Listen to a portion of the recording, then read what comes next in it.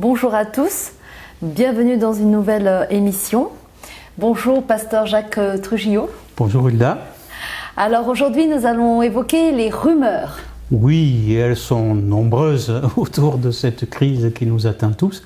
Et j'ai pris le temps, puisque je l'avais dans cette période de confinement, de regarder un petit peu tout ce qui se disait sur ce qui est véhiculé comme rumeur autour de cette crise. Tout à fait. Alors, tu pourrais peut-être nous en donner une définition ? Alors, très brièvement, celle du dictionnaire. Une rumeur, dit le dictionnaire, c'est une nouvelle sans certitude. Et ça se répand de bouche à oreille. C'est un bruit inquiétant qui court. Oui, oui, tout à fait. Est-ce que les rumeurs ne sont pas profondément humaines ? Oui, surtout, tout le temps, mais surtout en période d'angoisse, en période de crainte, de peur, de crise comme l'heure actuelle. Et pour avoir un petit peu de recul, je vais prendre comme illustration une autre pandémie, autrement plus sévère d'ailleurs à l'époque, que celle que nous vivons aujourd'hui, celle qu'on appelle la grippe espagnole. Alors je ne sais pas si tu te souviens, mais nous sommes en période de guerre. Nous sommes au mois de mars 1918. La guerre n'est pas finie, elle finira qu'en novembre. Et donc il y a encore énormément d'hommes engagés dans les tranchées, dans le conflit qui regroupe plusieurs pays à travers le monde. Voilà. Et dans cette situation-là apparaît un virus. Et ce virus est terrifiant. C'est-à-dire le nombre de victimes dans les estimations les plus positives, les plus optimistes, indique 50 millions de morts à travers le monde. Voilà. En France, on a évalué la mortalité à 200 000 personnes, rien que pour la France.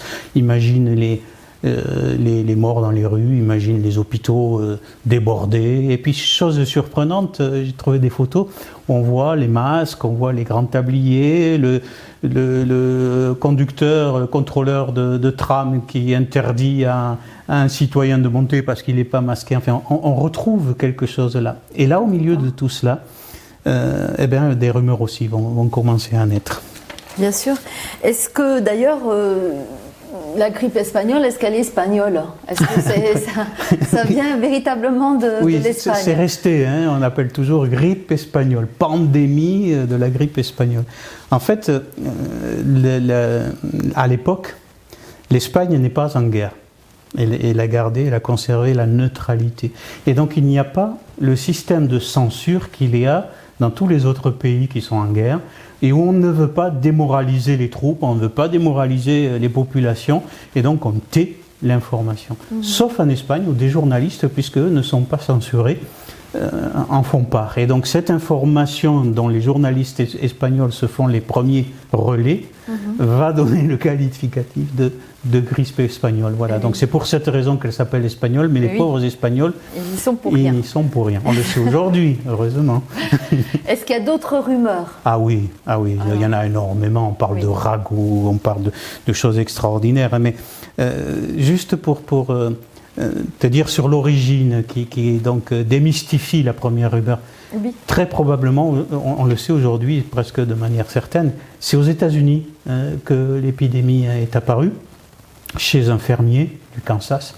Et comme les États-Unis avaient des grands camps d'entraînement de soldats qu'ils envoyaient ensuite en Europe pour la guerre, ça s'est propagé très rapidement, et puis ça a voyagé, ça a traversé l'Atlantique aussi très rapidement pour rejoindre notre continent. Donc on a même la date, 4 mars 1918, dans le Kansas, dans un camp militaire, que le premier cas, le numéro 1, est apparu. Voilà. Et donc ça, c'est une démystification de la rumeur sur l'Espagne. Voilà, mais il y en a d'autres rumeurs.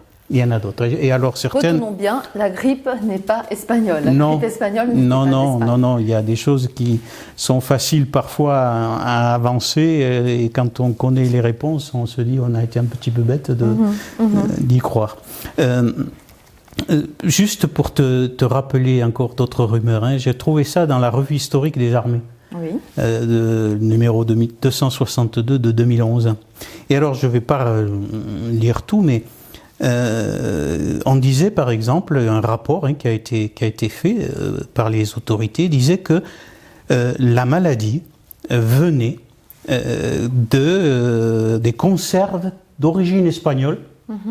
Mais attention, contaminées volontairement par les Allemands, par le bacille, par le virus, pour détruire l'ennemi. Voilà. Alors je te lis des extraits de ce rapport du 20 septembre qui a été adressé donc au préfet de police de Paris. Il dit ceci: d'après les médecins militaires, l'épidémie de grippe dite espagnole, déjà il mettait un petit bémol, aurait pour origine la consommation de conserves alimentaires de provenance espagnole et dans lesquelles auraient été introduits des bacilles.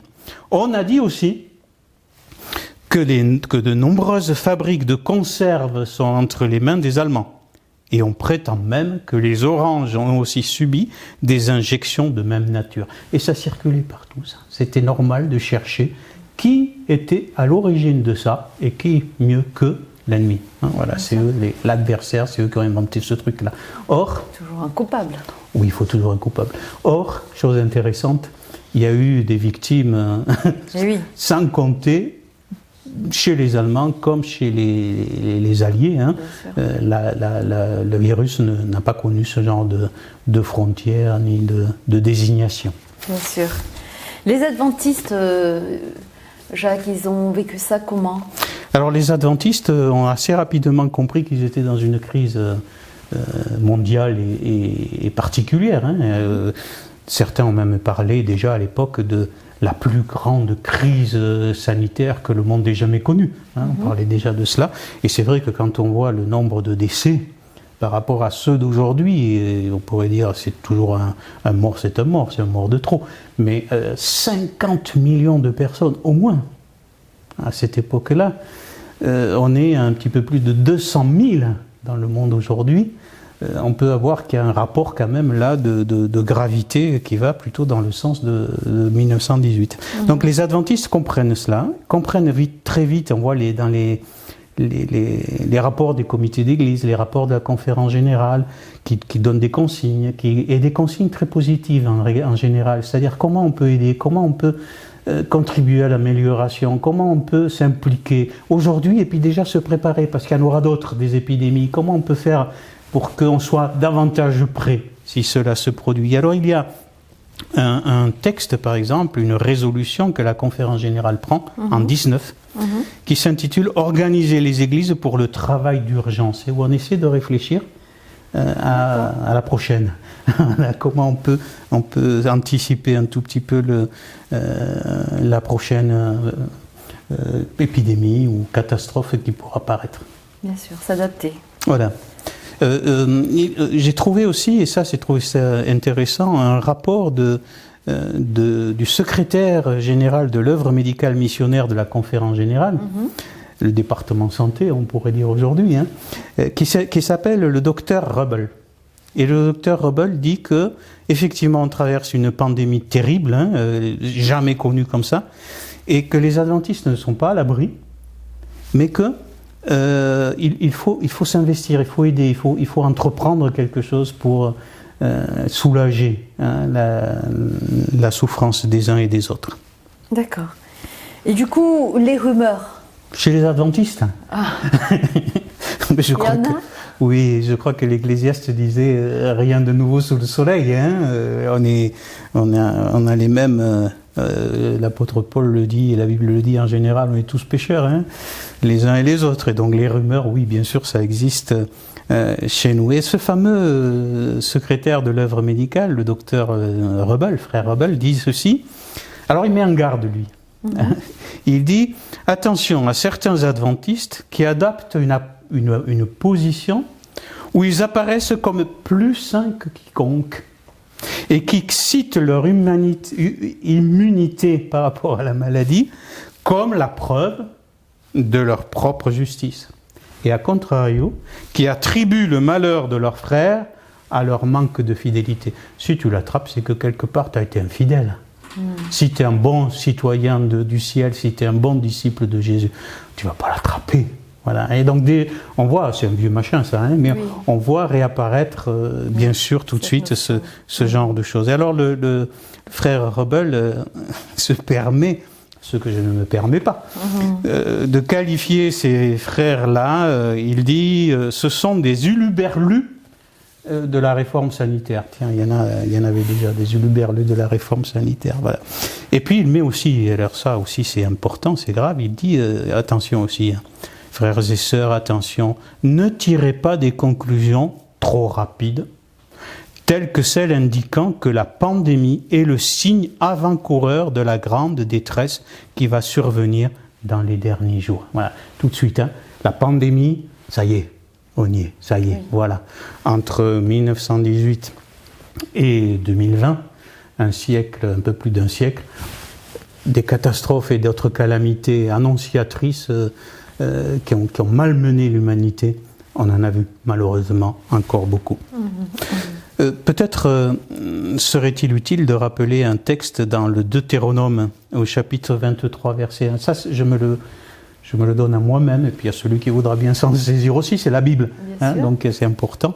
Il n'est pas dans les 10 commandements, pas plus que Lévitique 11. Hein, et pourtant, je trouve qu'il est écrit sous la forme d'un commandement et que peut-être c'est intéressant d'y prêter attention. Ce texte dit « Tu ne répandras pas de faux bruit.